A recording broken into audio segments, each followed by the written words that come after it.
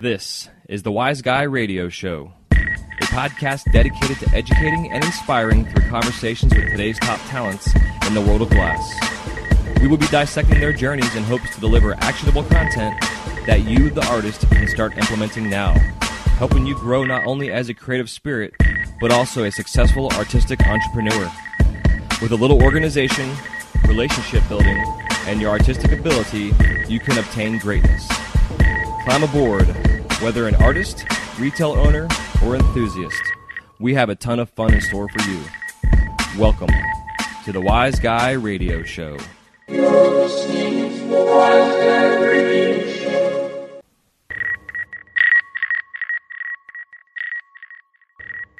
This episode of the Wise Guy Radio Show is brought to you by Mountain Glass Arts. For the month of November 2017, Mountain Glass is offering their Boro sale. Get your Chinese rod and tube at 50% off. Just put in the coupon code Chinese, that's CHINESE, and get your hands on some of their new opaque Chinese colors. They're really nice. I've actually been working with them myself lately. And for all you beautiful soft glass nerds, they have their creations as Messy sale. Just put in the coupon code Messy, that's MESSY at checkout. You get 40% off. And also want to let you guys know that they will be closed November 23rd through the 26th. That's Thursday through Sunday, in order to spend time with their family. And if you place any order on their website through that time period, it'll be processed on Monday, November 27th. And any orders placed before 2:30 p.m. on Wednesday, November 22nd, will be shipped out that day. So keep in mind that UPS and the post office do not deliver on November 23rd, which will add one additional day to deliveries. And one more thing as well, they also are holding their new, or not their, it's not really new, but it's a Black Friday tool sale. Sorry, I'm not prepared. I'm getting it up right now as I'm here doing this. Yeah, this is a long advertisement for Mountain Glass, and they deserve it because they are the fucking best. Hold on one second, be right back. All right, so on Black Friday, they are having their surprise drop tool sale. 40% off tools. They have not released yet what tools are going to be available. And if you stay tuned, if you have not yet subscribed actually to their email, I highly recommend getting their email, or just keep an eye on their website. On the 24th, they're going to be dropping their tool sale. And it's 40% off tools. I'm waiting for the little banner to come back over so I can just read it real quick to you guys because they don't have a whole thing. Yes, I know. I'm waiting.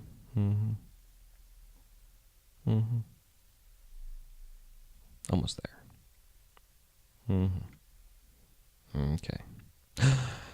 50% off over 25 tools to be revealed on the 24th. Stay tuned.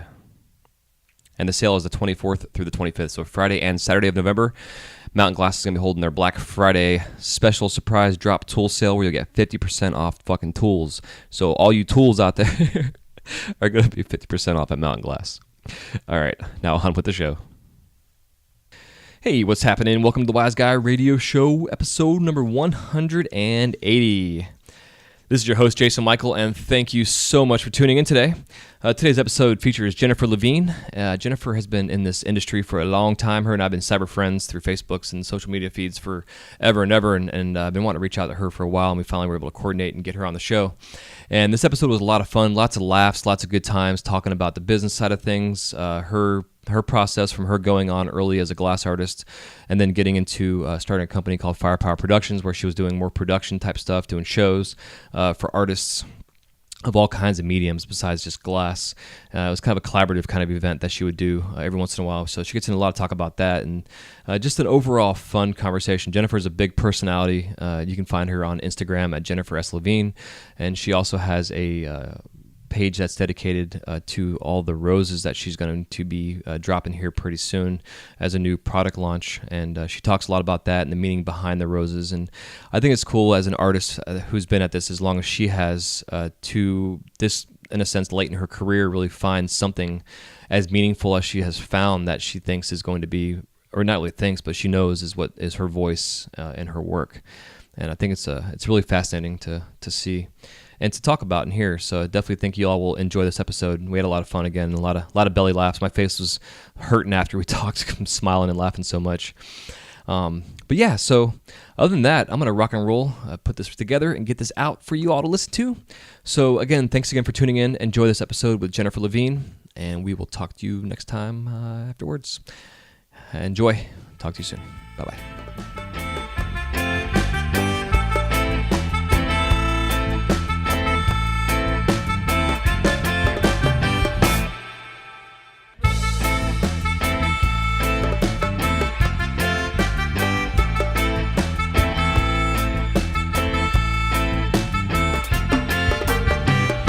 Hey, what's up, Jennifer? Welcome to the show. Hello. Hello. So we just had a lot of fun there on our pre-talk there before we hit record. And we definitely have a lot of topics to cover today. I'm excited about this conversation. I've been wanting to get you on here forever. You know, I've been internet friends for probably 15 years or so, it seems like, since the advent of Facebook. I post a bit. So, yeah, me too. I'll take that as a compliment, as it's meant. Yes, absolutely. But yeah, so before we get too off topic here, if you want to start off by giving us your superhero origin story and how you were introduced into the flame. Okay. Well, I basically had my first after-school art class when I was 9. Art and writing has always been my thing. Did the AP art history and whatnot in college, and then, or in high school. Then in college, I went on to be a studio art, drawing and painting. And, well, I was originally commercial design, and my first professor took a look at my work, and they said, "You are not anal enough to be commercial design." And I was like, "You're probably right." So I went over drawing and painting, and I saw a Chihuly exhibit fall of '94, and this is going to age me. That was my freshman year in college, and it was before Chihuly was, like, well-known and in his gardens and all that jazz. And I was like, here I've been sitting here mixing colors and perceptions and trying to create on a 2D form, and he's actually creating in pure color. And I was like, this is really interesting. And then on top of it, all ages. He was just in a travel show at Dallas Museum of Art, and it was kids and older, et cetera, et cetera. The medium really engaged the audience. And I was going, so he's not only working in pure color, drawing in the round, but then he's also got people really engaged in fine art. This is interesting. So that next week, I changed my major from drawing and painting to sculpture. And I looked in Dallas in the late 90s from probably, 94 through like 99. I moved to Colorado. I looked for an apprenticeship here and I couldn't find anything. And I moved to Boulder just out of the blue and not thinking anything of it. I actually had a corporate job. And there was somebody that put an ad in the paper for an apprentice, and it was Chubby Glass in Boulder. They're still around. And I was their first round of apprentices. And as soon as I had that first day, I called my mom, and I was like, I found my hands. And there you go. And the rest is, as they say. Interesting. It's amazing, like, for those of us who are blessed enough to have felt that from the very beginning of working glass, because I'm the same way. Like I was introduced to glass as a kid, seeing people doing it like at Busch Gardens or kind of thing, you know, like I'm doing now at the Mouse House. But then I'm the same way. Like I saw Chihuly's River of Glass on PBS one day, and I was like, who the fuck is this? And then and then he's on the same tour you're talking about. He came into our town, and I saw the same thing, and I was just blown away by the concepts. But I still never thought about glass. And then the pipes came around more, and I was like, oh, this is pretty badass. And then I finally was like, okay, I got to find out. And then I met a guy at the Renaissance Festival, and, you know, same with me, you know, rest is history. But Chihuly was, again, a big inspiration. I got a chance to, we have a museum, a permanent collection in St. Pete here of his. It was actually the first collection. I helped to open that place up and work there for 3.5 years. So that's awesome. Yeah, it was pretty cool. He's an interesting guy too. He's definitely. They told us he was in a good mood, so we were fortunate to have him there at that point in time because he can be grouchy. I've heard stories, man. Yeah, and I've heard stories. And the thing is, if you do not have that linear kind of drive, you wouldn't have two people that have never formally met one another have the same origin story, if you will. Mm-hmm. You know, I mean, you've got to have a charisma that is just unparalleled, and I've never formally met him by any means, but yeah, I've heard the same stories. But hell, you heard the same thing about Picasso. And as far as I'm concerned, Chihuly and Picasso, I mean, he changed our form of expression from a craft into an art. He was in the museums, whereas before it was crafts. Not that crafts are bad, but that next level and the big visionary, like, good on him and thank you. Yeah, I say the same thing, and I know a lot of people don't care for him because they feel he's not the glassblower, blah, blah, blah. And to me, he's become a marketing genius and really, again, exposed this world to this whole new concept of what art really is. And it kind of just... It's the traditional stuff, though, man. People are like, oh, we don't blow the glass. Mm-hmm. One person cannot create Michelangelo, all of his sculptures, the paintings, et cetera, et cetera. Exactly. Those are the traditional forms of learning. The colleges, I mean, the collegiate, you get an art major, but it's kind of a synthetic process. Used to, you do the apprenticeship, which in glass, we still have a little bit of loose of that, you know. So I have no problem with him. He's orchestrating, Yeah, you know. exactly. You don't, if somebody's orchestrating, you don't say, I'm sorry, that's not a symphony. Yep, and that's exactly how I describe. Like I did all of our, basically wrote our tours at the collection, trained all of our docents and shit, and that was part of what I explained to them was like, he's the conductor and composer, and this color is all his music that he's created, you know. Exactly. And he still to this day does all of his shit through fax machine. He'll draw a little design and faxes it over to the hot shop, and they crank out shit. It's fucking crazy. He's, you know. You know, and that's what technology. Good on you.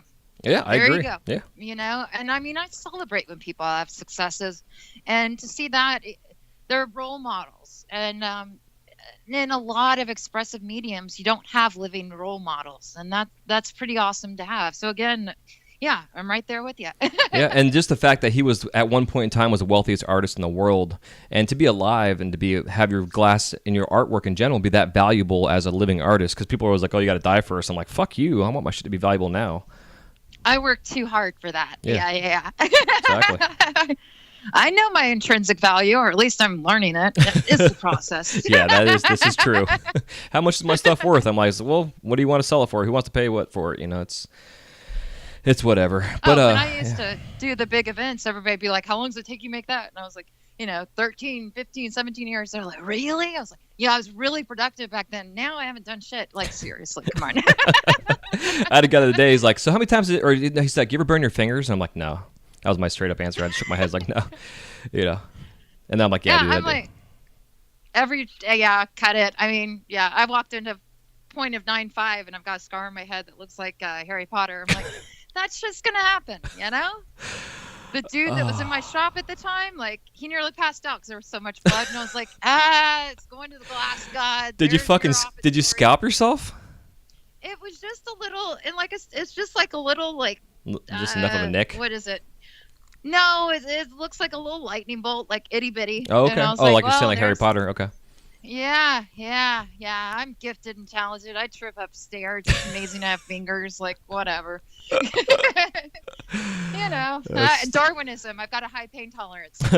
You and me both. So when you got early on in the glass stuff, like when you were doing your apprenticeship with Chubby Glass, what were some of the first things you were making? Well, shoot. My God, I need a cane for like clearing the cobwebs. Yeah. Yeah, I was doing the pendants, slides, of course, to get started. Learning about the functional art.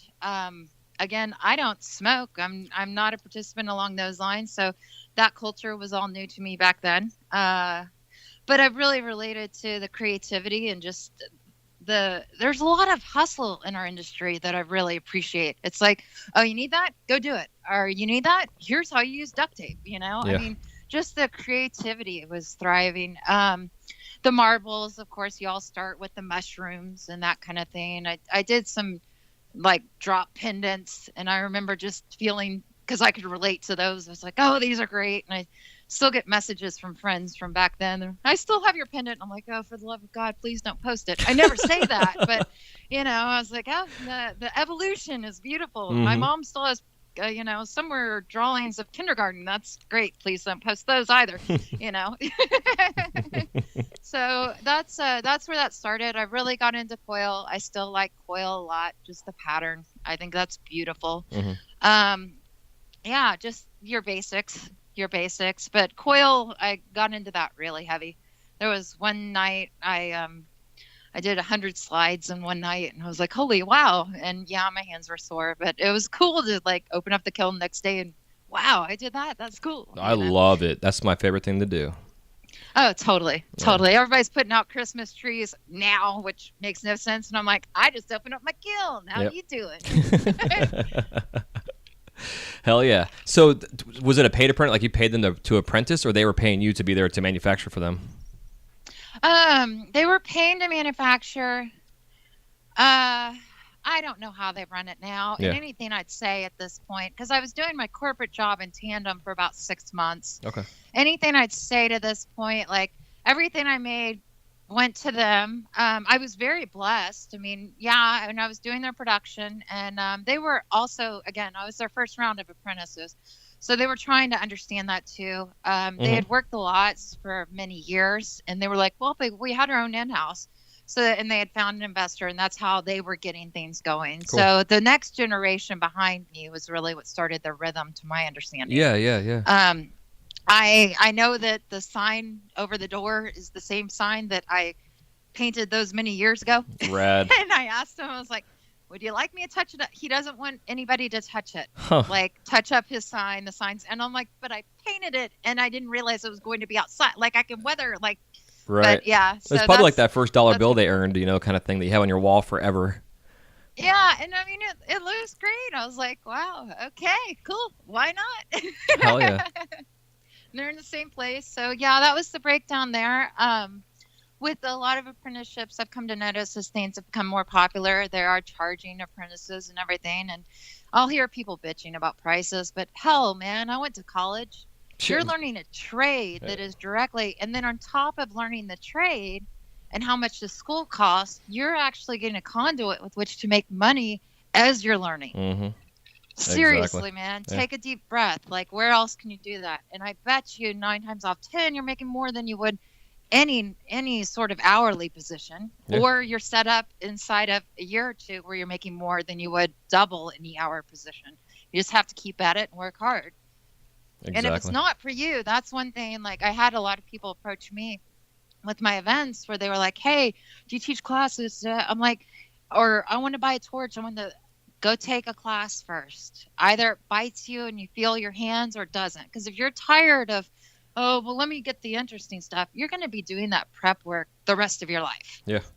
I know when I see people You know? posting things about, I hate pulling points, I'm like, you probably do, but suck it up and fucking keep pulling them.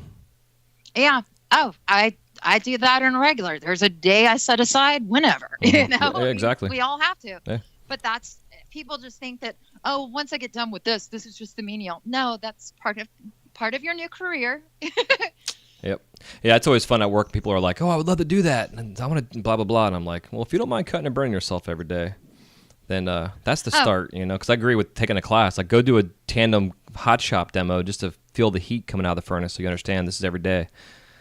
Well, and when I was in Boulder or in Denver, a lot of my events were sponsored by Glasscraft because they had those bi-monthly, which, rest in peace, you lovely souls. I'd totally been working with them from the day I started. But I'd send everybody there because Chris Schutz would be doing those bi-monthly. And I was like, go take a class. You like it, come back and talk to me and we'll figure something out for you. If you don't like it, then you had a class for relatively low investment and you had a good time and you can say you did it, Exactly. Yeah, because that's what's fun with the glass thing. Just to go do an experience. Because and it's fun too. Like with that work, people come in, they're like, oh, I always ask my audience first, like if anybody's ever seen it before, and a lot of them are like, they've seen it on YouTube or whatever. So to get to see it in person and feel the heat and smell the smells and see what's going on. And like the other day, I was working and making this big gecko for a guest of ours. And I was just getting the color prep all done up, and I hit a cold spot. Like, I was just focused on what I was doing. I got like 30 people in the shop watching me, and I hit a cold spot, and I didn't realize it was cold. And it just literally exploded, and it fell off my punny. I got like 2,000 degrees of this prep work, landed on my forearm, and I roll my sleeves up too. So like, I burnt the fucking shit out of my forearm. All the shrapnel from that glass lands on me. And I just shook it off and grabbed a pot punny and stuck it to that motherfucker and just finished what I was doing. And then I took care of it, Yeah. But half of them left. I think they were kind of freaked out. Well, and that's the thing. Like, you learn that there's a coefficient. Yeah. How long have I worked on this, and how much worth it is to grab it? I mean, other times you just step away. But I had a Rudolph the Red-Nosed Reindeer Christmas ornament like that. The shadow embedded in my forearm for I think 3 or 4 years because I was like, I'd been working on it. I was so excited. It was going to a friend. And I was like, and then it landed on my forearm and I just took my left hand and threw it in the kiln. I was like, yeah, this isn't gonna. No, you're not going down like that. Exactly. I finished that fucker too, and then I knocked the leg off the next day, taking a picture of it like a dumbass. I was so pissed. So I stuck it back in the kiln and fucking put the leg right back on that bitch when it was all done. And I was like, I am not going to let you defeat me. You burnt me already, and you're going home to this person who bought this thing. Thank you very much. No. You're walking out of the store, man. Yeah. That's amazing. Awesome. Yeah, it's fucking and awesome. I'm like, it cauterizes, whatever. It's not like we're working with ovens. It'll heal. That's only 9 layers of skin. I'm just kind of curious if the guests actually smelt my hair burning, because it stunk really bad. The amount of hair I lost. I think that's one of those things when they see it, they empathize so much because they don't realize how much we deal with this every day. Like the bing, they don't realize that their senses are on the visual. Yeah. They're just seeing everything shatter. I don't think everything closes off. Yeah.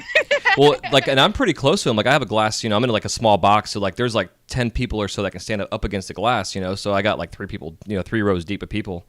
And they were all like, I heard that large gasp, I'm like, oh, it's just glass. I was like, it's just glass. And I just picked it up and just kept going with my burnt arm and hair and charred and smelly shit, It was totally. It was fantastic. That's part of the performance, folks. Thank you very much. Yeah, truly interactive, blood, sweat, and tears. That is not an analogy for anything here. I wonder how many had nightmares that night, like waking up and me doing that, kind of shit in their head. Permanently scarred them. Well, it's interactive, folks. Yep. It's interactive. Today's performance is rated R. World, step away from the splash. That makes sense. So, how long after you started your apprenticeship that, like, you're saying you did you had a job, corporate job. So, like, how long for you and in the glass world did you eventually get the transition out of the corporate and go onto your own thing full time? I took the jump inside of 6 months. I was just like, because I felt what I was doing was, with the way it happened to be situated, the offices were actually across Belmont Parkway, which is highway on the east side of Boulder. And so I would just go to work at 7:30, get done at 3:30, change of clothes in the car, maybe a dinner bite in the car, and then I'd work as late as they'd allow me. So like 10, 11 o'clock. And I was like, if I don't take this jump now, it bit me hard. I'm like, I don't take this jump now, the more I'm at the torch, the more I'm learning. Mm-hmm. And that was my whole. So yeah, I think it was within 6 months. Like I said, it's been a minute or two. Yeah, I get it. But I was just like, I liked it, and the corporate, like, I'm glad I had that experience, and there isn't. I've had a lot of experiences just broadening. I totally believe in like autodidactical living, self-taught learners. So anything I've been curious about, I've kind of dabbled in. So I'm glad I had that background with the computers and stuff. And it helped with my social media long term, like just, no regrets. But yeah, with the glass stuff, I was like, I'm not learning as much as I could. And I remember having the conversation with them, and they were nervous about it because they were like, I don't know if we can, again, they were just getting started. Like they had all these accounts and stuff they had situated, but they weren't understanding. And I didn't know anything about the field. I didn't know what percentages overhead, and they didn't explain it. And it wasn't that they were being secretive by any means. It was just, we were all neophytes at that point in time, as we were saying earlier, there were half a dozen colors in the spectrum. Exactly. Cobalt blue, blue moon, that was hot, man, And so, so that's where that was at. And it was interesting. I was with them a little over a year, and then I moved to the studios in North Boulder in 2000. And that was their stories of those times. I'm sure I was around for half of them. I just was in front of my torch, behind it. And it was interesting times, man. It was interesting times. I moved out of the North Boulder warehouses to Denver in a shop in, what was that? 9/11 was 2001. So like soon thereafter. And I left North Boulder about a month, 3 weeks before Pipe Dreams happened. A lot of people were busted up in North Boulder for that during that sweep too. So yeah, it was weird, man. All of a sudden, people were beginning to have websites, and then everything went black as soon as that happened. So there was a lot going on during those times. Yeah, it's a great transition. That's what I wanted to ask you. Oh, God. Yeah. Yeah, because I wanted to ask you about that, because I know, I was in the same boat at the same time, just different place here in Florida. Yeah, so, Yeah. because you obviously were a full-time piper, but were you also on the side, like, trying to learn other things besides pipes? You obviously sound like, as an artist and the business side of things you understand. I was thinking I wasn't understanding. I was a female, first of all, which I'm not.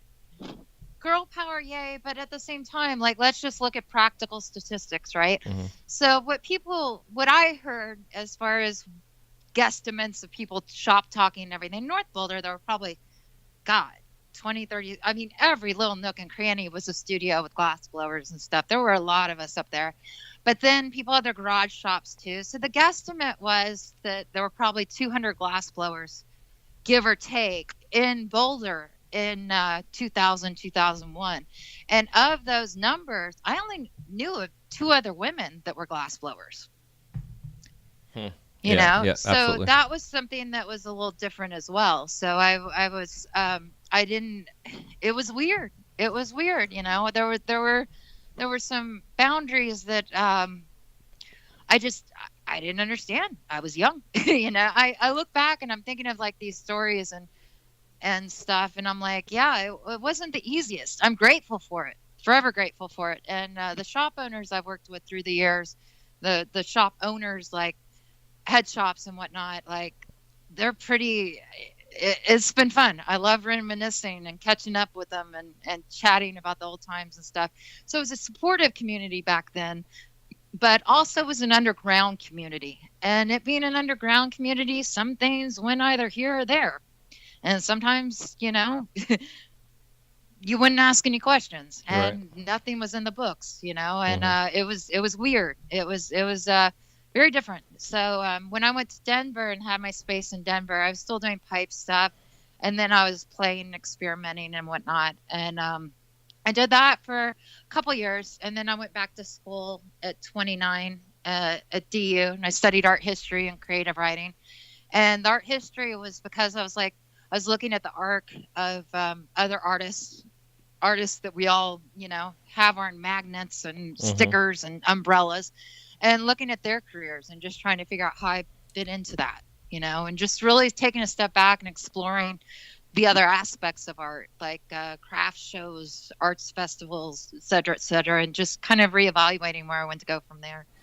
Have you always found that you've had that entrepreneurial spirit of yourself?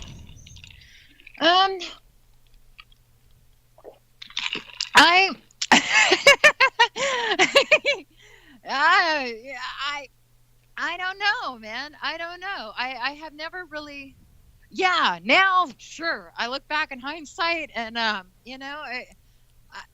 done stuff that a lot of people thought were brave, but that thin line between like incredibly brilliant, incredibly stupid, that kind of thing. Yep. Like are just no experience. Like I got my first art gallery I got into was in North Boulder, or was in Boulder proper on the Pearl Street Mall, which is their main thoroughfare, touristy, blah blah.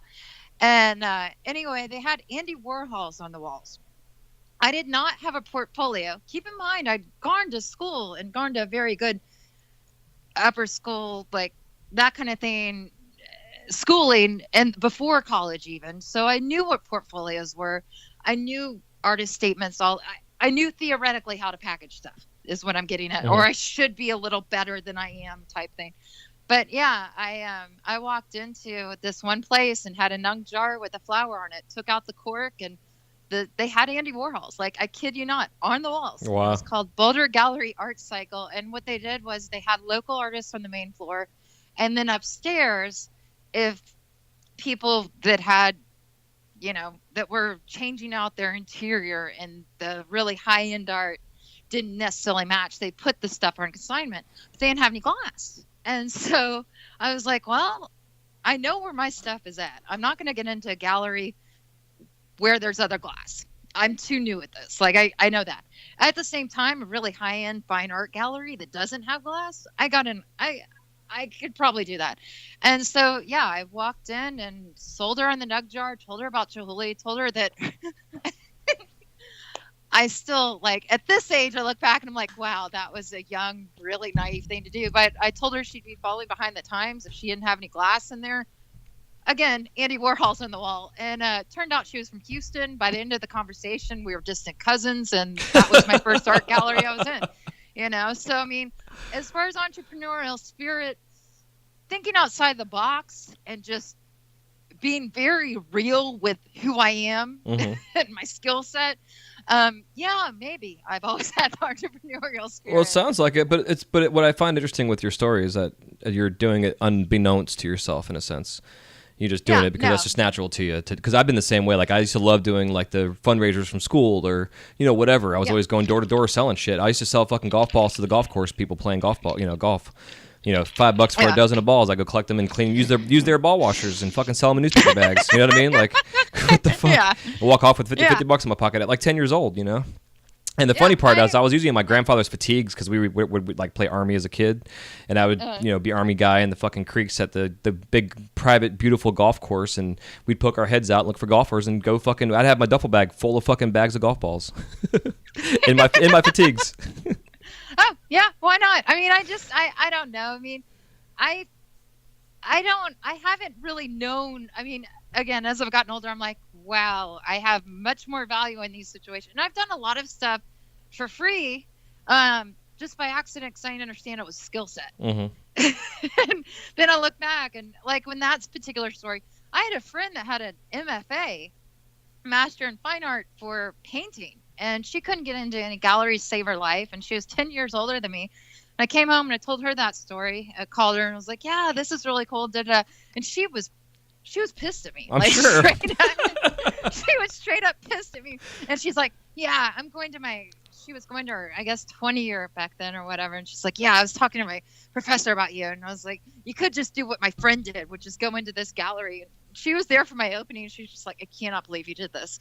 And, sometimes it just takes like, well, why won't this work? Exactly. You have to take risks every day that you want to be successful. You have to take risks. Yeah. So it's been interesting, and I was like, wow, that's really funny, But with the galleries, I mean, everybody bitches about galleries being a 40-60 split. I mean, if you look at what your wholesale to retail is, usually double, sometimes triple if they want some wiggle room. Plus, they've got the overhead, they've got the people in the store, they've got the utilities and bare wall, that kind of thing. Have to deal with customers where you can't work and deal with customers and have a storefront. Like you can, but I don't know how much you'd get done, Yeah, exactly. And so when you're looking at galleries that are 40-60 split, I'm like, well, your wholesale prices are 50-50 9 times out of 10. So like, this isn't an issue, and they usually, I mean, when you're getting started, the galleries do a net 30. So you get it, a month after it's sold. So, I mean, but it's fun to say there are little things that I pay attention to when I talk to people that don't know anything about art. And one of the main things is, have you tried this? Have you done this? Have you done that? If they've got a list in their head that they automatically assume, have you done a gallery? Have you been in a craft fair? Have you done a First Friday? Any of that? Go ahead and do it once. So when they ask you, yeah, check. Exactly. Next. Okay. There you go. Well, like I always preach about doing art festivals and art shows and stuff, and not necessarily to go. I mean, obviously you go there to sell your stuff in hopes that it sells, but really you're going there to be exposed to the world in your area. On one level, but at the same time, like you go to those things like Cherry Creek Arts Festival. The year I went, the economy was not in the best shape. I must say that. It was 2009. There was an artist in from Tucson. He had gotten into the jury competition. Cherry Creek Arts Festival and Fort Worth Arts Festival are usually neck and neck as far as the big mama and papa, like number 1, number 2 in the country. And anyway, Cherry Creek touts itself international, blah, blah, blah. So that, again, 2009. If you go to these festivals, before you invest in any of that stuff, like the festivals, the music stuff, et cetera, before you invest in it in a booth space or even getting through the competition or anything, take a good look and see if people are carrying around bags. What I've found, especially with First Fridays, is, I mean, unless it's a specific, we're having a First Friday at this gallery, but I'm talking art walks and the crafts festival. If people, they're great and they're fun, they're entertaining. That's awesome. There's nothing wrong with it. And people want to learn a little bit about art. They want the cultural experience, but primarily it's a social occasion. I don't see people walking around with bags. If they're not exactly. walking around with bags, they're not buying anything. Yeah, I agree. So is it worth my time? Again, I've done it once. Mm-hmm. You know, there you go, check off. Yeah, you know? exactly. And with the Cherry Creek Arts Festival, again, 2009, the economy was not as liquid. We're doing a little better, but specifically as an arts festival, this dude, Tucson, when it came to his overhead and what he paid for the booth space for that weekend, when overhead being driving up, loading, unloading, hotel rental, he barely broke even with a couple extra bucks. Mm-hmm. Yeah, and they can be know? expensive for sure. But I guess mine was more referring to, like, for instance, where I used to live over in Dunedin here in Florida, they had like a every Thursday and Saturday farmers market kind of bullshit, you know. And there was artists that were selling their goods, and there was always a place that I'd see some glass out there, but there was never borosilicate or any kind of sculptural stuff much, you know, in it at all. Sure. And it was a kind of place where you could build a following, in a sense, locally Sure. through the guild or whatever. But yeah, you're right. Because to me, it's the same thing like doing a Champs or an Age or a trade show for the pipe industry. It's going to cost you $5,000 to $10,000 minimum just to go to these fucking events. And you got to make 20 grand in sales just to make it worth your time even going to these things. So I agree. And what are you wanting to do as far as your branding? What are you wanting Right. to do as far as, you know, I always, with anything, we talked biographies and writing that shit and whatever, with anything that you present or anything as conceptually, my bottom line is Jerry Maguire, man. That's my feel good, again, from Texas, football, whatever. What do you stand for? You know, what do you stand for? The thing in the entrepreneurial spirit, as you're just getting started, never say no. Mhm. Okay? Yes. And then as your career develops, as you become more comfortable with your voice, your presentation, and who are you? What do you stand for? This is me. This is not. You learn the word no, you know? Mhm. And with the trade shows, like, they're super saturated. I've been to a couple. There was a lot of stuff going on in Denver. Has been last several years for sure, 10 for sure. You know, they're super saturated. What kind of return are you getting? If you do maybe one a year, okay. I mean, it depends on what you're trying to do, you know, and that's just to be there and like meet people and stuff. Well, hell, you can do that walking through the door. Mm-hmm. Which is what I did this year. You know, and I mean, I've seen some really great stuff coming out of it. The awards with H, you know, Scott and Mark, Illusions and whatever, best head shop and whatever. Like, that's awesome. I love this community building along those lines as far as notoriety and whatnot. But like for what I was doing back then, which was proto, when I say back then, but what I've done as a staple, because I didn't have time to develop otherwise with my fence and everything, like it wasn't really something that was cost effective for me. Mm-hmm. It was cool to experience, and I really celebrate a lot of my friends that have done that. I have not been to Vegas. I don't know if it's on my list or not, to be quite honest. It's not on my list. I'll tell you that right now. I've not talked about it on the show. Yeah, I mean, don't get me wrong. I would like to go to Vegas just to see Vegas, but it's not on my list either. I agree. My mother was a flight attendant for Delta. I had the wonder, and my dad bought and sold airplanes. I've had the wonder bug since I was forever, Mm-hmm. and I traveled a lot of places by myself around the world, whatever. And I was like, you know, I eat a bagel in New York. I had an orange in Florida, you know, check, you know, there you go. And I was like, man, I'll pull Britney Spears and marry a stranger if I could just see well, this is interesting. Why not? And so, yeah, that's why I didn't go to Vegas by myself. That is the only freaking reason. And I was like, you know, like I really, yeah. Vegas did some interesting things starting about 2005, I think. I was just rereading one of my essays I wrote about art and marketing, I guess 3 days ago, randomly, my friend, anyway. And about 2005, Vegas started really becoming a place for fine art in some of the hotels. Mm-hmm. And they were like, well, it's already entertainment. We're trying to make it more family friendly. So I'd like to experience that for it. And I'd like to go. But yeah, that's the reason I didn't go by myself, single. Yeah. Yep. Yeah, it'd be an experience for sure. Stories, man. Yeah, I'm sure. So yeah, but I mean, it's cool seeing what's coming out in the collabs. I mean, up here, Julia and Randy Straight, she goes by Juju. They've got their deal. They did BoraCon here last weekend in Arlington. And just even seeing the videos of the collabs. I went to the VIP night that first night, but it's cool that we're talking on this level. Like it's cool that those dialogues are coming out creatively. Back in the day, like people were so afraid of either getting busted or their technique getting stolen because it was so underground for so long. Yeah.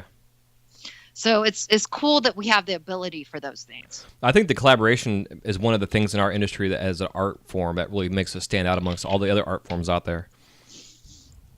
Well, I mean, on one level, one of the things we were talking about that Chihuly exhibit, like I remember Tristan Isolde, the opera, which I happen to really like, actually, he had done stage props for that.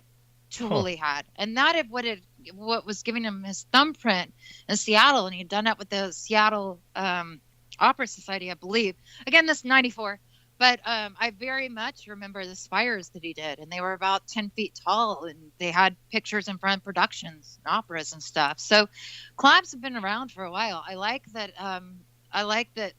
The functional art movement is doing that. And well, I guess that's what I mean more. It's really neat. Yeah, I think that's what I mean more so in terms of the functional community itself. Like two artists can come together with the specific voice in their own work, and then bring it together, and they can come together and make one thing out of it. But I know what you're talking about too about the opera, and I've seen some other things that Chihuly's glass was used in performance on stage as design and sets. Yeah. Which is fucking such a whole new concept, and I love it. Well, and I mean, with when I had one of my events, it was a Christmas event.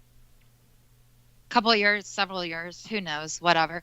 When I had one of my Christmas events, I had jewelry and body painters, and I was like, again, it was Christmas, and I was kind of billing it as a pre-Christmas and whatever, and you learn as you go. There you go. Yep. But I was like, I want the jewelry to come off the tables. Y'all worked really hard with this jewelry, and it was fine jewelry and then steampunk. And I was like, y'all worked really hard with this jewelry. What if I put you together with the body painters? And so I did. Each jewelry person had a body painter. They gave them a specific piece. The body painter painted around that piece. So then the jewelry came off the table. It became more interactive. The body painters, became a marketing tool, but then they were also promoted with the jewelry. It's those cross-pollinizations that I think are really interesting. And when you're coming at it from different mediums, like the wire wrap that Jason's doing and whatnot, the copper stuff, like you're seeing things. Well, what if we try this? And that to me is fascinating. Yeah, it's amazing. That to me is fascinating. Yeah. The graffiti definitely has overlapped with our community forever. Yeah. And that voice is there. You can see that it's kind of an amalgamation as far as the characters people are doing, You're doing characters for characters, but I mean, you know what I mean. Yeah, absolutely. So we haven't really talked about the production side of things for yourself personally. So you're doing your glass, you're transitioning to things, you're thinking about marketing and helping people and promote art and what have you. So at one point in time, did you transition to the Firepower Productions? I just, oh goodness. I didn't really, some dude had come over and he was eager with a new bar club, and he had been talking with another friend of mine and my other friend, you should have an art show, back when that was just getting started with they were doing the fashion shows in the bars. And I had become familiar with the body painting community in Denver, which is actually quite large. And I was the body is form, and I'm a painter. I come from drawing and painting background, as I said. And, but the speed with which they did it, like I had become part of that community, and I was like, if I did an art show, I'd want it to be interactive. And I was like, I know some body painters. I know a couple of tattoo artists, some visual people. And I obviously know glass blowers. I was like, what if we just did it as an event in and of itself?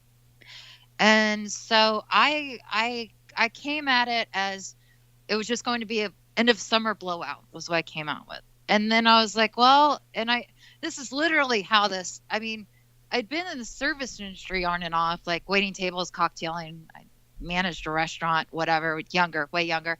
And, but I wasn't really a club kid. I never really have been. I like my jazz. I like my funk. But as far as like the flyers you get on your window when you park in any downtown or anything, like that wasn't really my jive. But I'd seen the flyers and I was like, well, in a summer blowout, okay, that's cute. I love words, catchy. There you go. It was August 27th was the first one there. Anyway, and I was like, well, I see these flyers and somebody always presents. This is literally how Firepower started. Hell yeah. Somebody always presents. And I'm like, well, who the hell's going to present this? All right. Firepower. And I looked it up and online and I did my research. Again, content editor, looking at details and stuff. Did my research on the internet. And I was like, well, it would seem that Firepower's not to take it. Well, why not? Firepower presents. Okay. Well, and this is totally me. I was like, well, if Firepower presents, well, surely, because kids do this. No, they don't. I was like, well, surely somebody's going to be like, what's Firepower? And I was like, all right. So I wrote a mission statement for Firepower just for this one event. So somebody like could look, oh, Firepower's the, okay. And so that's how it started. And that was my first event. And it came off all right. Wasn't anything smashing. You know, my biggest thing with events is cool. I know a lot of people, I'm not going to get in. Yeah. No names. No, I can't even give any. I know I've seen, shall we say, a lot of people put on productions and like want to be the hottie toddy walking in. When I say hottie, I'm male guy, whatever. I mean, any of this stuff I've come to find is very male dominated, which is fine. It's not a big deal. But I see them, they're like, oh, the draw through the door, the numbers, and we're bringing these people through and, you know, blah, blah. We'll give you exposure. Well, 9 times out of 10 at those other events, like, the artists don't sell. They're not really promoting the artists. The artists are sideshow attraction. They're saying, oh, they're bringing in sponsors, but not bringing the sponsors an ROI, return on investment. My biggest pride with my events are that my artists have made money at their events.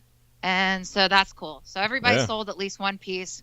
And then again, they had a good time. So everybody sold at least one piece. They had a good time. It was worth their time. All right. And I'm happy with that. With the people that have sponsored me through the years and or the venues that we've worked with, they've seen a return on their investment with their sales. Like when I've done 420 Rally pre-bakes, you know, the cross promotion, you know, the 420 Rally, when I approached the guy that runs the 420 Rally in Denver, friend of a friend, blah, blah, he was like, no glassblowers have ever approached me. Huh. Interesting. I was like, okay, so let me get this straight. You've been running the largest 420 rally in the country for like 20 years and no glassblowers have approached you? Like, what? Yeah, that's crazy. So with the events, like, that's how the first Firepower started. The second one happened that following April because one of the head shops was like, Jen, why don't you do that here and do it on 420? And my thought was 420 is saturated. Why would you do anything on 420? I was like, you know, everybody's coming into Denver that week before to get set up for all this stuff. We've got a long grocery list of places to stop by and check off your list. I was like, why don't we do it the weekend before where the people that are doing the setup, the bigger events, they can swing through, they can relax, they can do whatever. But you got a little wiggle room that weekend before. And so that's how the pre-bake came into play. And that's how Firepower at its second one. Huh. And then I went ahead and did another one for summer. And I was like, year anniversary, sure. And so there were a couple of places like dispensaries that were like, hey, and I was talking to dispensaries and they were like, what if we did a customer appreciation? Would you have one of your glass blow? Yeah, sure. And so with each of those kind of built on promoting, and it was promoting the artist specifically. So it was just like, here, you're getting paid for this time for being here. Anything you sell goes in your pocket. And then it's a guaranteed sell at the dispensary. It was also another way for the artist to get into new venues. Even if they didn't get a big return, they got some money and they got a new place. Yeah. Hi, nice to meet you. You know, so yeah, exactly. that's kind of the way that's set up. And then I was working with this one venue, which is now defunct Castleman's, and they had a capacity of 1,200 or whatever. And I did a couple of events with Adam, and he owned it. And anyway, I'd spent 6 months on a stage working every night whenever they were open, and that's how that got started. And I was like, oh, well, I'm promoting the Firepower brand, and it literally, I wasn't kidding, it took me 3 years running this shit for me to get my butt on stage. I was like, y'all have fun and set up, there you go. Like, I'm not somebody that, like, I talk a lot for sure, but yeah, I'd rather see other people have a good time. I'd rather support other people. So I was like, really, but I had to get over that in my head, you know. So Absolutely. Yeah, that's where that came from. And yeah, so there's the long story short, too late, dot. There you go. Yeah. Well, it's cool though. So that being said, so when, you know, obviously with marketing has changed so much in the last 10 years, you know, our glass industry has been evolving as social media has been evolving, and it's like coincides with each other amazing. almost, you know, it's fucking crazy.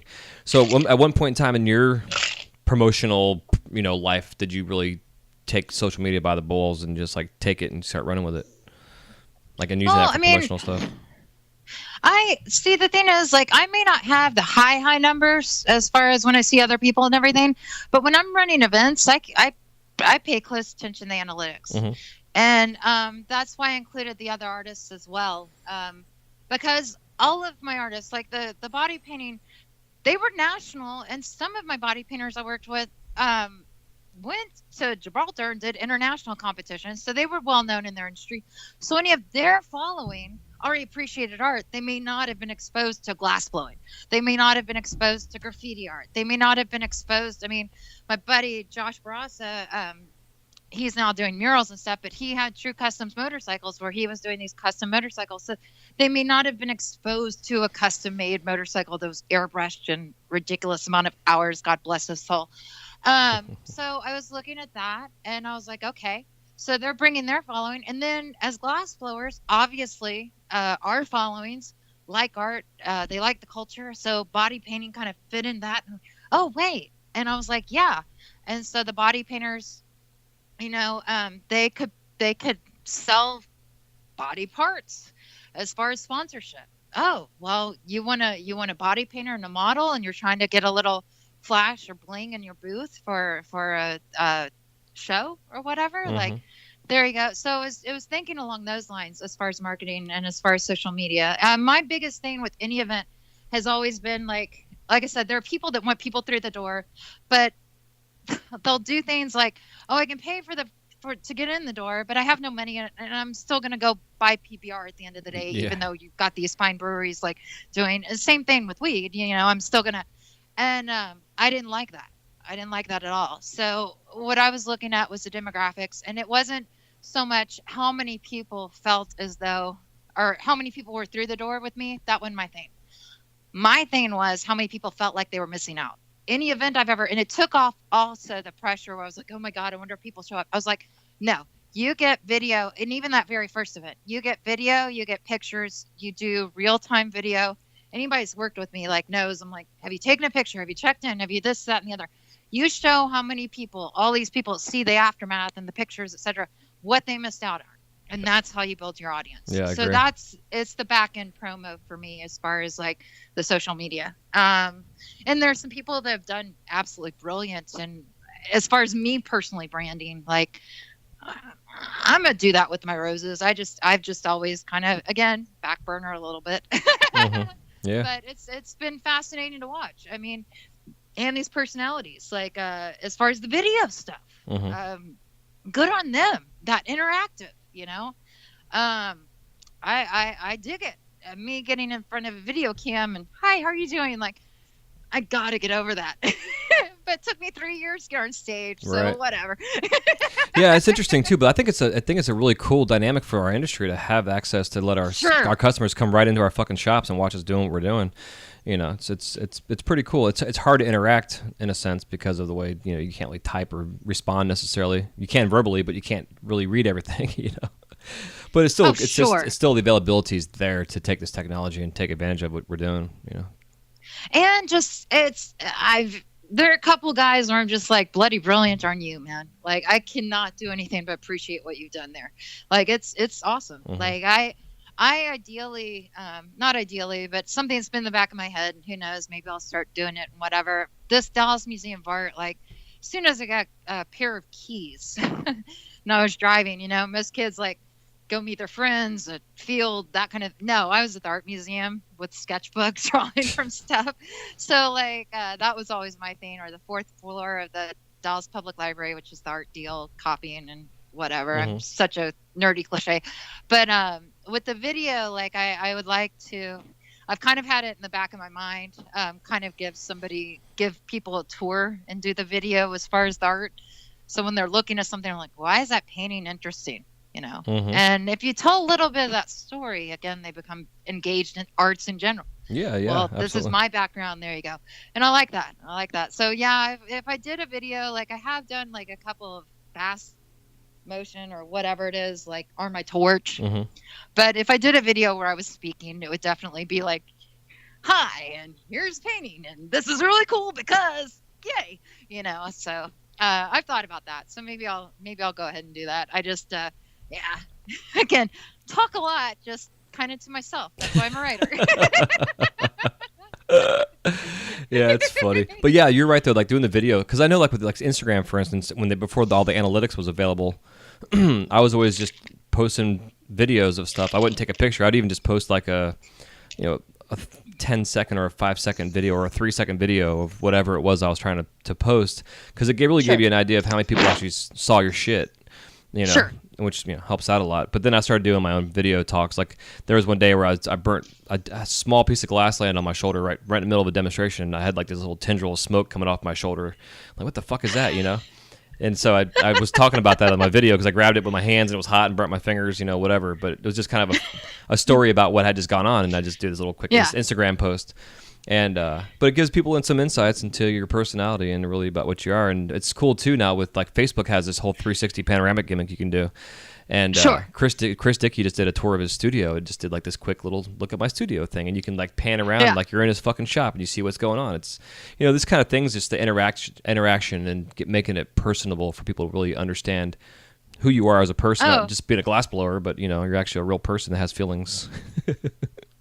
And my shop is like not your traditional shop, if you will. Like I've got my glass blowing station and ventilation and whatever. I got my glass, and then I've got my office, which is like L-shaped desk and 1, 2, 3, 4, 5, 6, I don't know, bookshelves.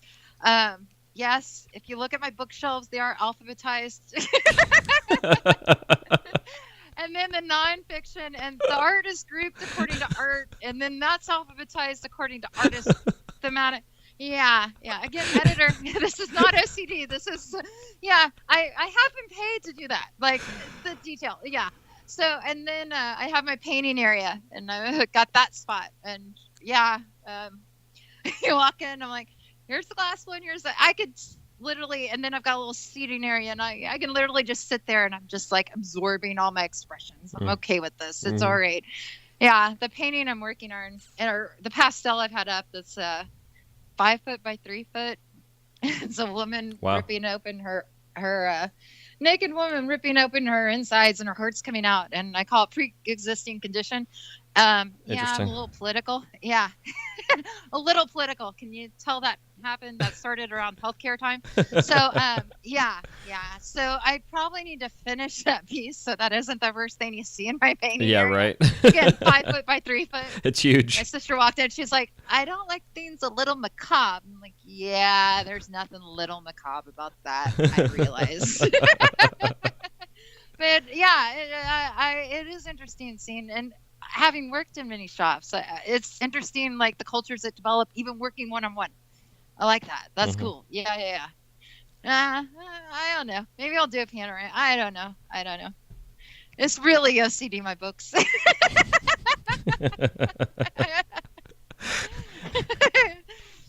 Yeah. Oh my God, that's too fucking funny. I giggle a lot. I really do laugh as much as the ha-has as you've seen. Can you gather that? Oh yeah, I do too. I'm laughing all day, so I appreciate it. One of the ladies I work with over at Epcot sometimes, she laughs all the fucking time. And when she first came in, I was like, I'm so happy that you work here because you laugh all the time. Because I do too. So I just hear her laugh and it's infectious, and I just like giggle to myself. It's just. I was waiting for the end of the ellipses on that. I'm so happy you started working here, and then after a month. okay. There were no ellipses. That's Nope. lovely. Good. Nope. No, she's definitely I'm grateful that she works with us because she was always Awesome. laughing. Yeah, it's always has a smile on her face. It's good shit. Yeah. So I guess now, like, so you're getting yourself into a new launch per se. We had kind of talked about, and you're focusing on your roses. I have a special meeting to them and stuff, and which I think is pretty awesome. Kind of off branding yourself. We kind of talked pre-show too about some stories of off branding outside of your normality. So so getting into your roses and your flowers and your pendants, which is what you're posting a lot more about. Like, I mean, you want to talk about your inspiration for that? I mean, you cool with that? All right. Well, let's see. So again, that 9 years old. My Miss Martin, our art teacher, who I still talk to.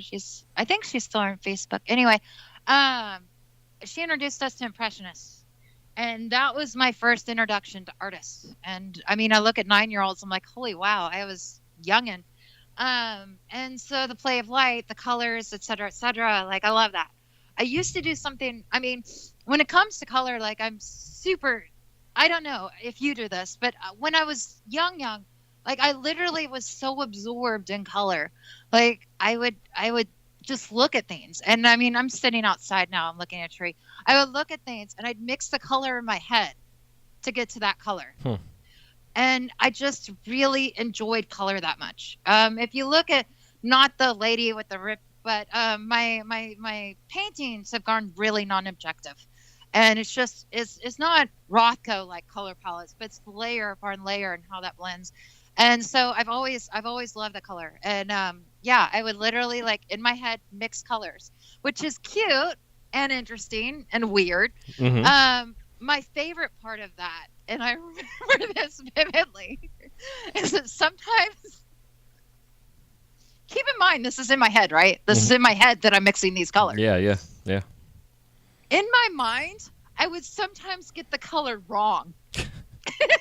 Interesting.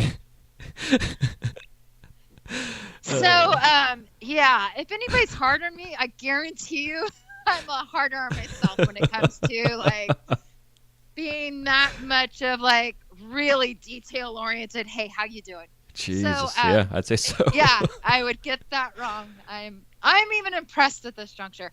But when it came to the roses, like, I see them as the Impressionists, and that's what I'm bringing to it is.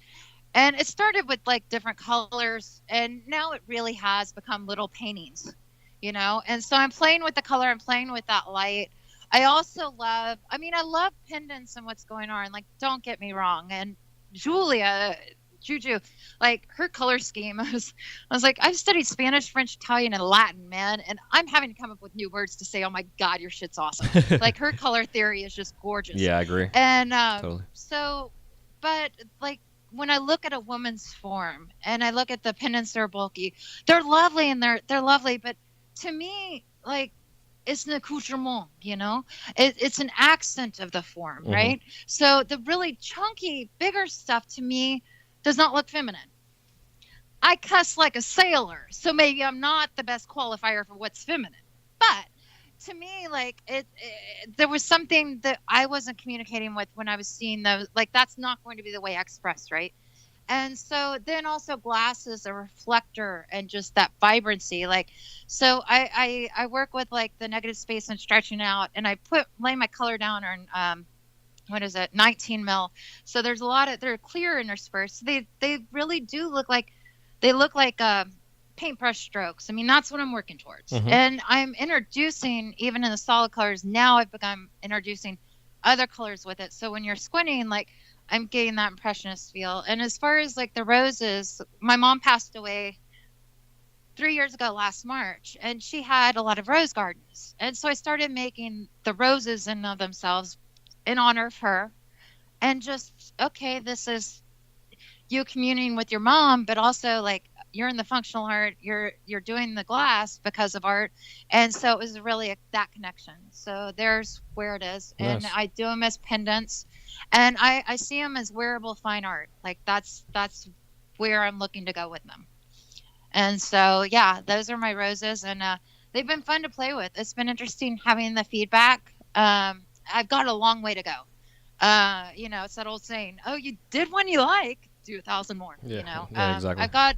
I've got a long way to go with them. And then also I've done like a lot of research on what each color means. So each color has a meaning, and I've written a little paragraph having done that research. Like the black rose, everybody thinks, oh, that's macabre, and I used to listen to The Cure when I was younger, that kind of thing.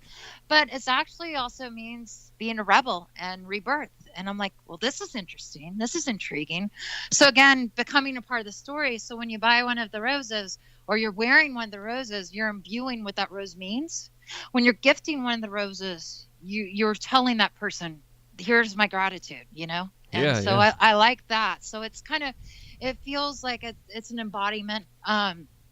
And also the rose and the symbology of the rose and the thorns and all that stuff. Again, poet, so that's where my flowers come from. It's not an original.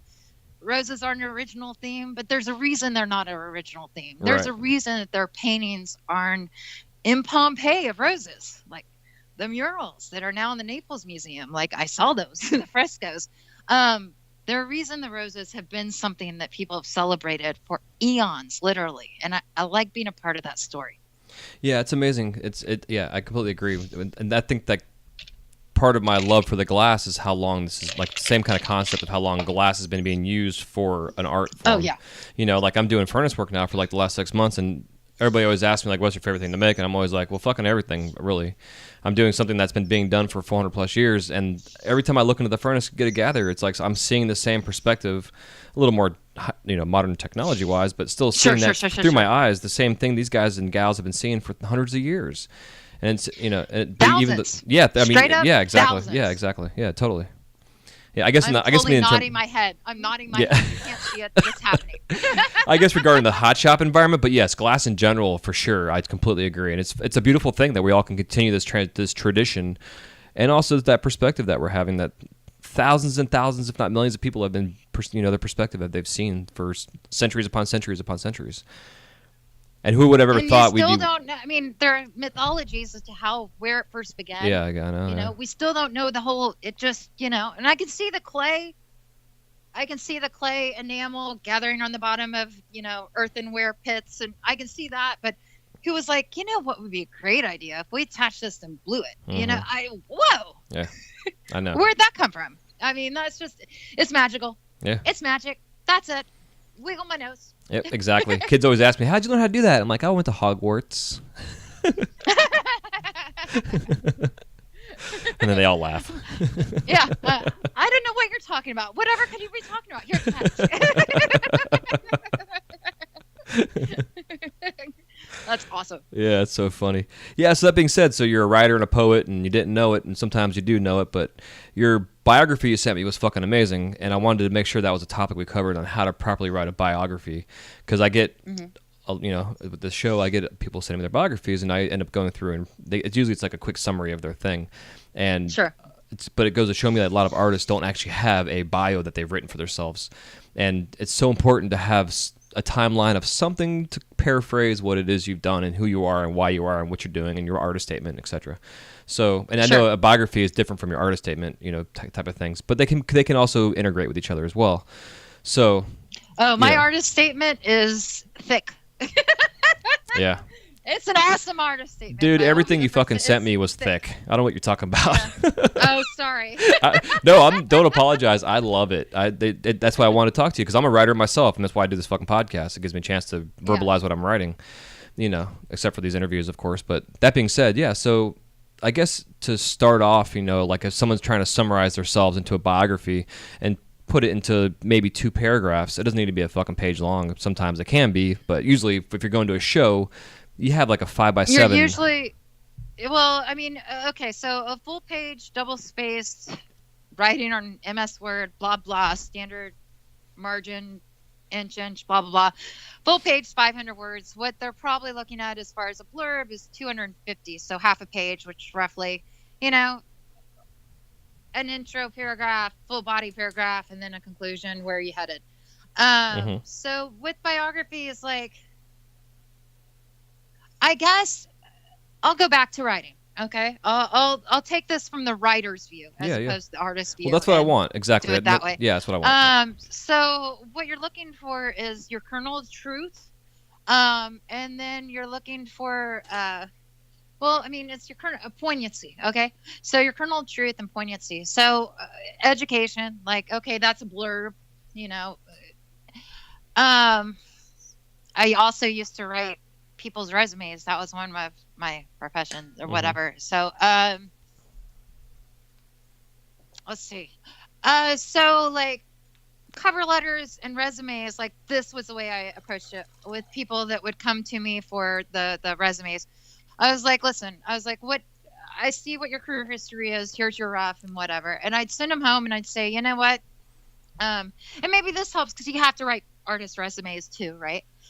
So like I sent them home and I said, you know, grab a bottle of wine, sit in front of the computer, do a monster search, Craigslist search as far as jobs, and see and just make a list of the words that they use, right? So you make a list of the words, the tag phrases they use, right? And so, you know, with artist statements, and if you're trying to find the right vernacular to communicate in the art world, I mean, pay attention to your audience, of course. Look through and see what you like, and just simple piece of paper, just write a list of words. There you go. Okay, well then now you're thinking in that vernacular, right? Now you're communicating in this art world that you're trying to communicate about. And the kernel of truth is like, you know, as I was saying, Jerry Maguire, you know, what do you stand for? So like, what do you stand for? Where do you come from? And where are you headed? What do you like doing in your free time? So your bio is an introduction to yourself. When you do marketing symposiums, networking seminars and stuff, they have what's called an elevator speech, right? And so the elevator speech is theoretically you're in an elevator for 3 seconds. Somebody says, what do you do? And you have something with enough of a hook that, oh, really? And they remember you, you know? And so my elevator speech has always been, I play with fire for a living, which for some reason catches people, you know? Yeah, you can't, that's mine, but whatever. We're on the same field. So when you're looking at your biography, you don't need to tell everything that you are. You need to give a feeling and sense of what do you stand for. Here's your education. Here's where you were born. Okay, that's the first. My name is blah blah. That's the first paragraph. You know, 3 sentences. Boom, there you are. How are you engaged in your art?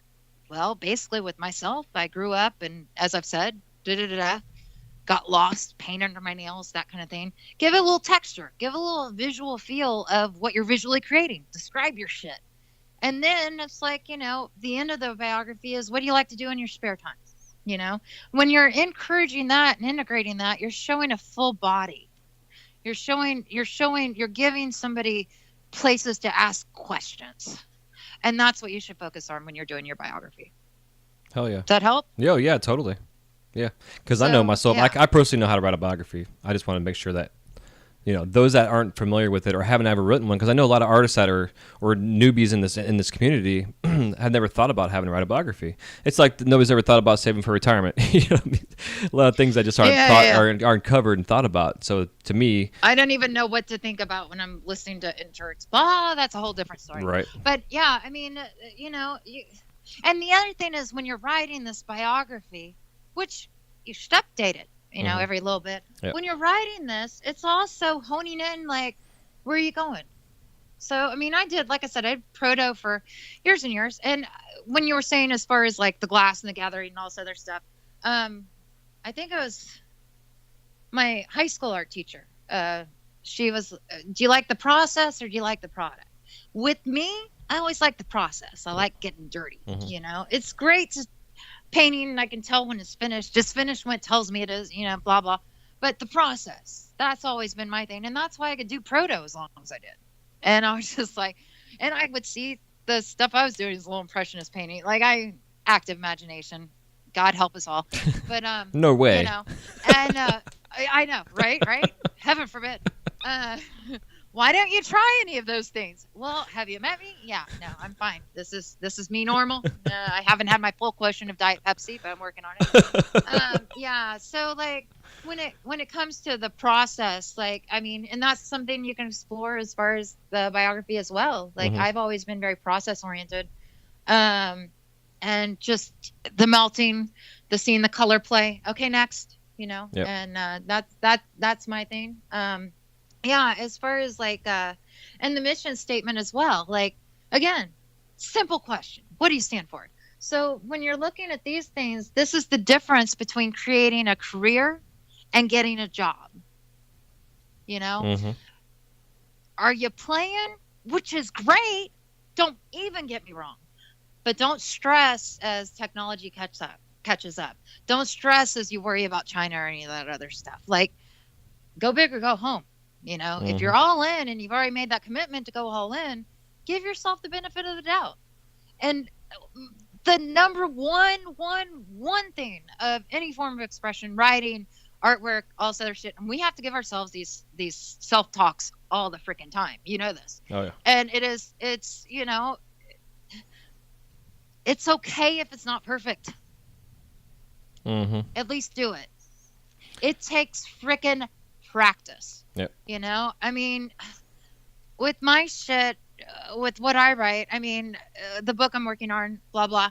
Like, I'm writing every single day on a free write, like on the side. Mm-hmm. And then I'm writing the book as well. But the free write is just getting everything out and getting my voice and stuff. So when you read something that I write, I'm not all that in a bag of chips. I'm not bad. But if you read something that somebody that for a living or with a regular writes, and then, I can't write this. Yeah. Yeah, I know what you How mean. long did it take you to make that piece? Yeah. Okay. How long have you been practicing glass? You got to start somewhere. So Yeah. don't be hard on yourself. Just put something out there. Have something as a point of reference, Yeah, yeah, absolutely. Well, one of my favorite quotes that I say a lot on the show, and I can't remember who the fuck said it. I need to look this up so I can give this person credit. I think it was the founder of Twitter. But Okay. It's something about the fact of if you're not embarrassed by the first product or whatever it is that you released when you put it out there to the world, and you're not embarrassed by it, then you waited too long. And yeah. Yeah. No, it's for sure. There's one dude whom, God bless him, and I say that in the most southern way as possible. But when I started doing my roses back again, it's been, it'll be 4 years in March. When I started doing my roses, like, he was upset, and he's a curmudgeon, and he's like, somebody's making turds and whatever, and why would you support turds and da-da. And that's him on his shit, which, God bless him. And hadn't seen him, talked to him. Shoot fire 2 years, something like that. And on Instagram, not just a month ago, totally post on one of my roses, what is this ? Knowing our personal history and having known this person for a while. Anyway, I knew exactly what was up. I deleted it. I blocked him. God bless you, But you're always going to have those people that say that stuff. Yeah, absolutely. And, when I first was really, and it just takes practice, when I first was really like, again, back at the time where I got in that gallery and whatever, I was 24, 25, 26, I don't know. Anyway, I was still really attached to my pieces, and I'm attached to my themes, but you can make more now, you kind of, as you get further in your career, you're not saving everything and, getting a whole storage for everything you've made. Like, you want to share your stuff and put it out there, right? And so it's you're always gonna have those people that are like, I don't get this, I don't like that, and you're piece of shit and blah blah, and oh my God, those pictures, I hope they don't post them, that kind of thing. I'm just like, there's 7 billion people on this planet, right? And somebody came up with the pet rock. I don't know if kids know what the rocks with the googly eyes.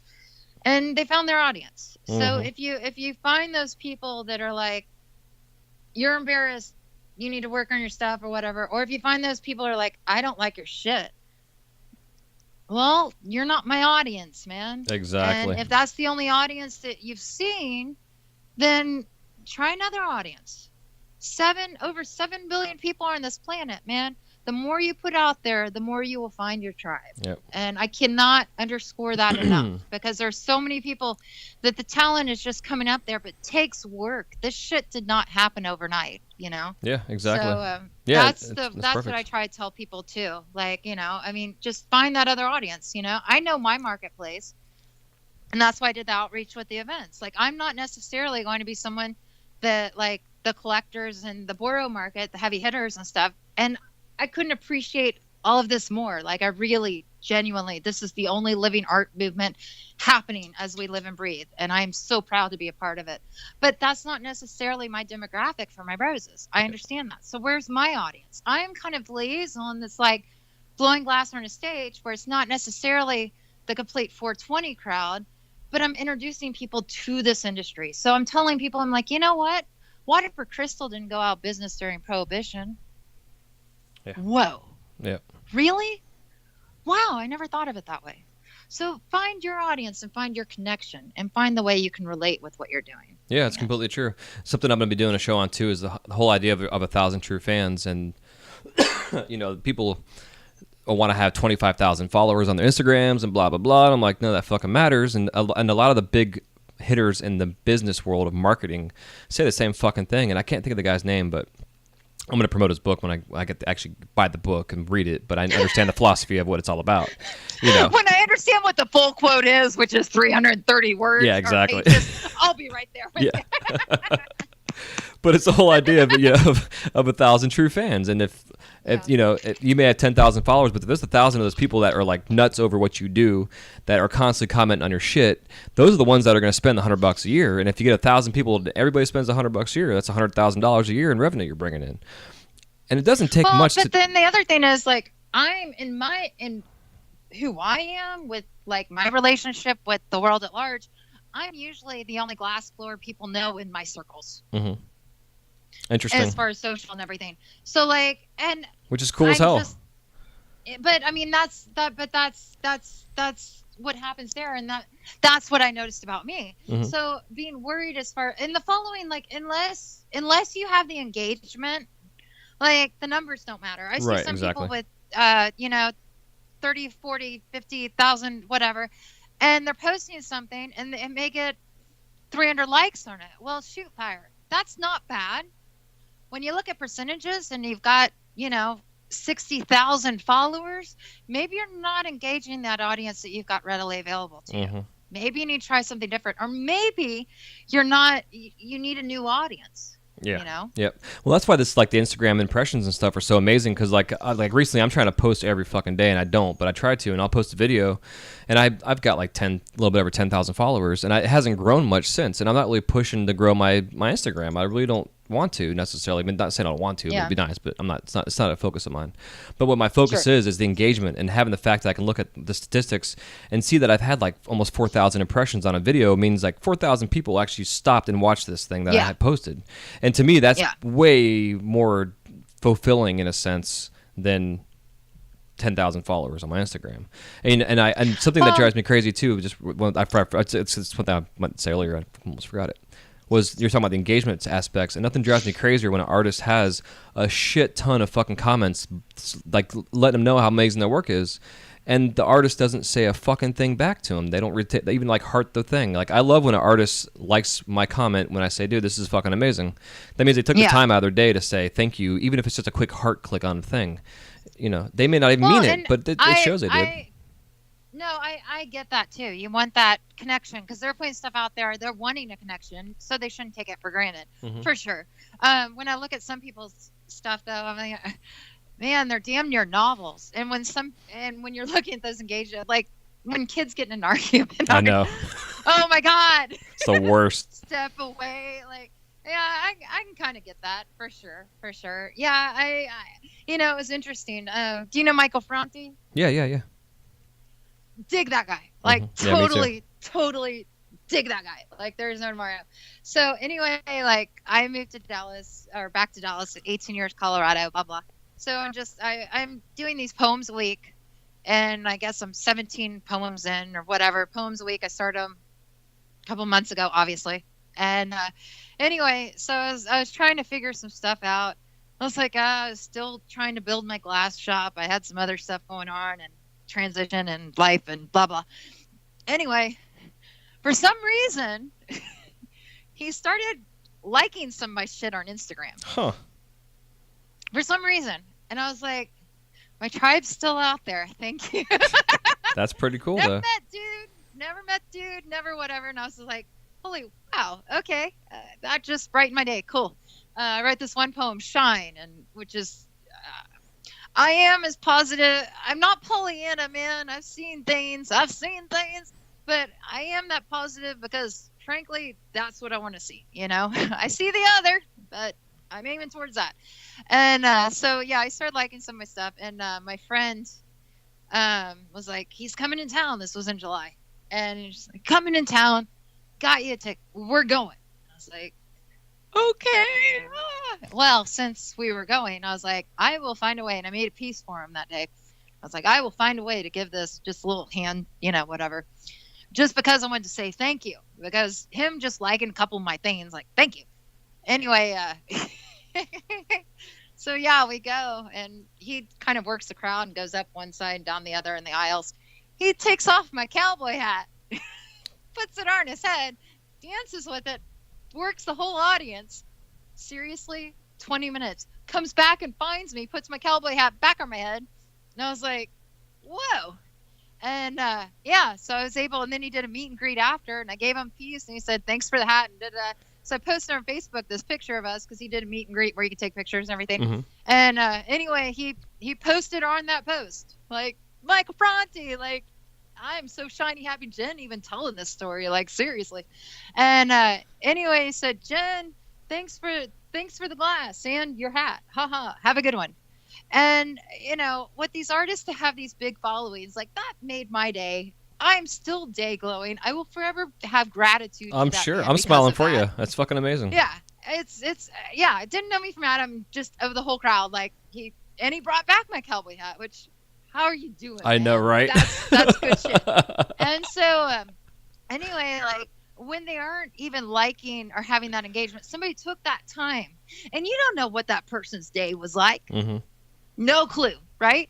And so I take that time and write those notes. And I mean, if you've got 300 different comments, like, I get it. Just give it a heart. Yep. Give it an acknowledgement, because you don't know. And that's why I do the shit that I do. You don't know how their day's gone. You're just, thank you. Show some gratitude. Yeah, exactly. Like, yeah, I get what you're saying. But yeah, I mean, you know, there's some chick that's, and I don't know if she's 20, but she's in the UK, and she decorates these cookies. And she did this, and I don't know what hashtag I was looking at and stuff, but she's obviously, like, I think it's like one of her first jobs at 20. But she did this rose on a cookie with frosting. It was lovely. And I was like, good on you, kiddo. So I'm rooting for this kid, and I'm following her, that's in the UK. But to have that kind of, like, somebody else appreciate, just show a little, yeah. Mm-hmm. Maybe I brightened her day, you know? Yeah, well, yeah. Night. They're 6 hours ahead, you know. Logistics, yes. I get it. Yeah, logistics, semantics, I don't know. 52 card pickup, whatever. But yeah. So, I mean, yeah, I get what you're saying. And I hope to, and Michael Franti actually responds to most of his stuff. And I hope I can do that. I mean, holy wow. Like, yeah. Mm-hmm. That's awesome. Yeah. Well, you know, I think that right there is a great way for us to take a quick break. And okay. Thank our sponsors, and then we'll come back and we'll crash the kiln. Okay, sounds good. All right, cool.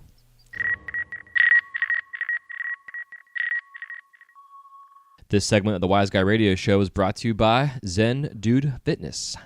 Lose 10 pounds this month by joining the Zen Dude Fitness 4-week jump rope fat loss challenge. Brandon and Dan will take you on a guided journey towards becoming the best you.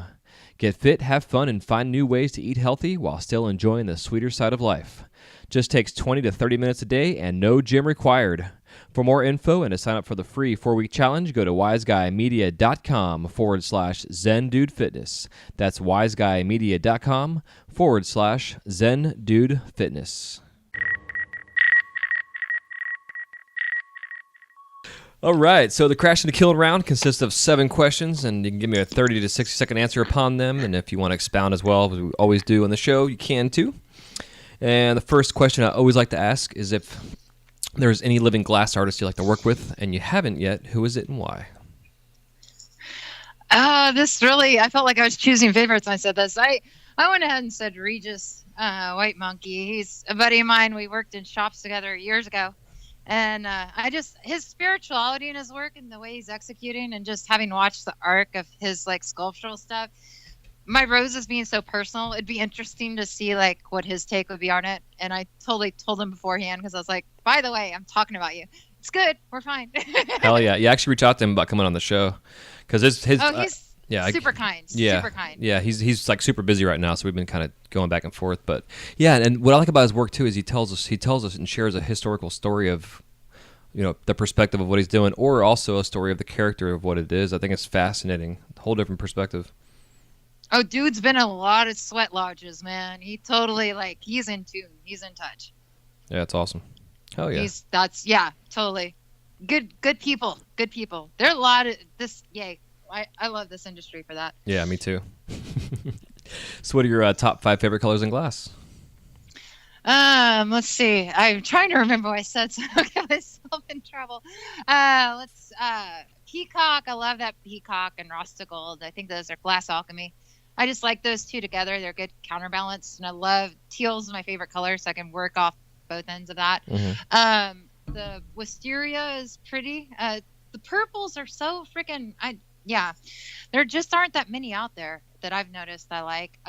Let's see, double amber purple just for old times giggles, and pomegranate. I like using on my noses for my snowmen. I'm gonna start making. Nice. Yeah, I love pomegranate. Yeah. So does that get it? That got it? I think. You got all 5. Yep. Score. Okay. So what are your if you can describe the sound of glass cracking in one word, whether an actual sound it makes or a more of an internal feeling that it gives you, what would that be? Damn it. Yeah. Damn it. Yeah. One word. It's a hyphenate. Yes. What is your worst studio injury?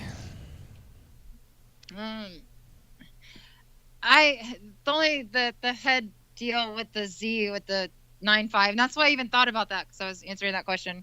Just because it was so much blood and it was so ridiculously stupid. Anything else you expect when you're loading up glass, you're like, oh, that was on the shelf above. Yeah. Impressive.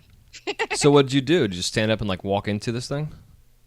It was just one of those racks, and I was loading in, and I was pushing one of my boxes, and then got up to get another one, and just caught myself as I was getting up. I was like, wow, that's really sexy. It was impressive. I have burnt my boob before too. That was rather impressive. Yeah. Nice. Yeah. Sounds painful. Yeah, it was one of those shatter shrapnel things. I was like, wow, this is a very interactive sport. Awesome. Ain't that the truth? Way to turn me on. Yeah, full contact. Right. When you're in the studio, do you watch TV, listen to the radio, or both? Both.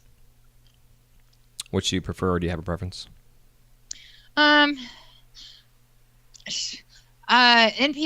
late at night, because it's more world news. Mm-hmm. A lot of Eminem. I listen to a lot of Eminem. Interesting. And Michael Franti. He's just like pep talker. He's not quite The Secret. He's like, get off your ass now, mm-hmm. which I can appreciate that. I need to be told that. That's fine. Yeah. And then as far as like, I'll just go on binges, or I'm listening to TV in the background. I binged Magnum PI all 8 seasons a couple months ago. That was really impressive. Amazing. Yeah. I remember when that was on TV and we had 4 channels. Mm-hmm. Me too. Yeah, he's much cuter now looking back then. I was like, wow, he was an old man when I was watching him. Right. Big mustache. Right. Yeah. Hell yeah. I used to always look. It's all interchangeable. Yeah. Exactly. If I'm in the zone though, you got to put on music, Mm-hmm. Hell yeah. You have any glass blowing theme tattoos? Yeah, one. Well, yeah, one is like glass blowing, the other one's kind of fire. I like fire. Yeah. What is the glass blowing quote unquote one? Oh, quote unquote. Again, art history. You want 30 seconds? You can give me 5 minutes if you want. That's what I'm saying. We can expound upon this stuff. So Okay. It's all your floor. The base, to my understanding and to what I've learned, is glass was started in Mesopotamia, at least the one that we cultivated.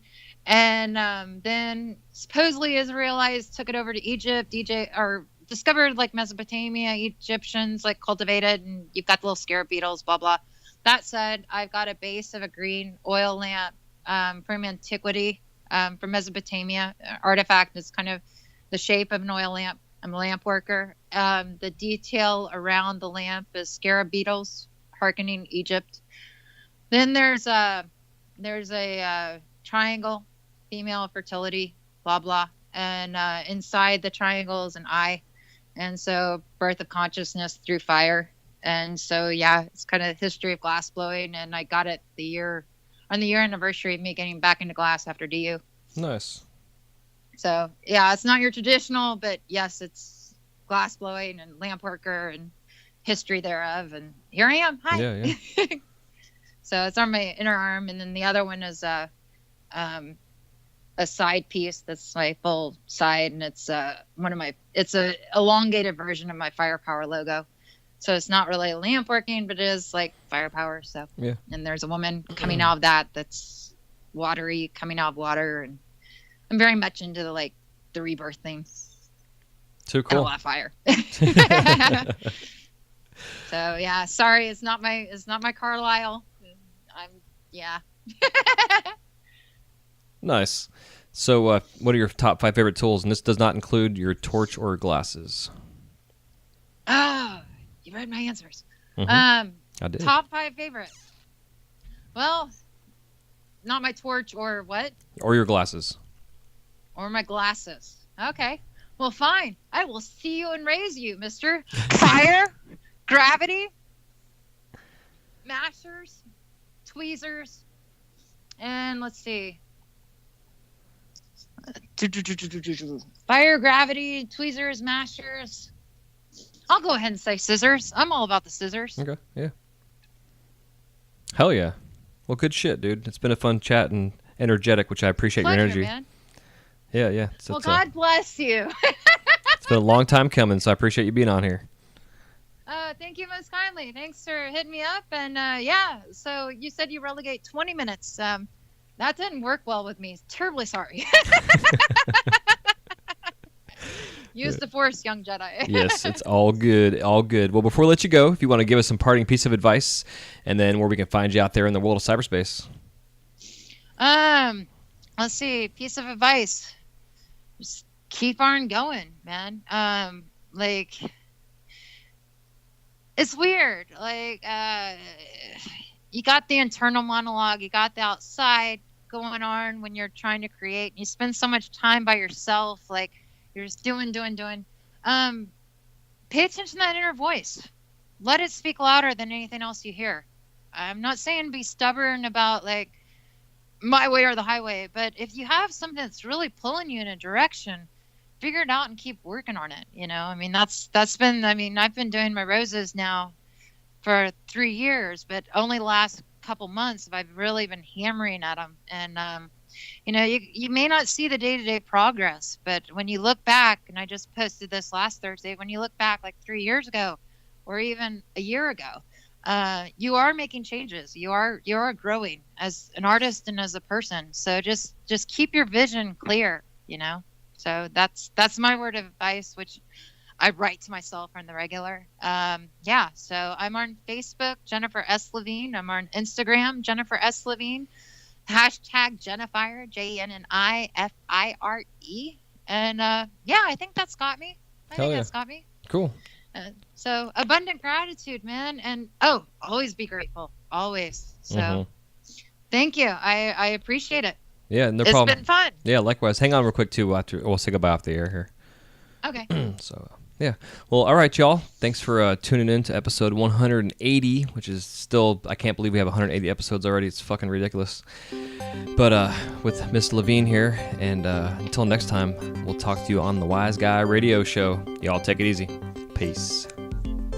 This episode of the Wise Guy Radio Show is brought to you by The Flow magazine. Since its inception, the focus of The Flow has been to provide a bond among members of the lampworking community. In every issue, you can enjoy great content with the hottest artists and cutting-edge techniques using the latest industry products. These features, along with the continuation of our Women in Glass edition, Glasscraft Emerging Artist Awards, inspiring gallery showcases, dynamic general interest articles, as well as health and safety information, make The Flow the leading international lampworking journal. For more information or to subscribe to The Flow, go to theflowmagazine.com. That's theflowmagazine.com.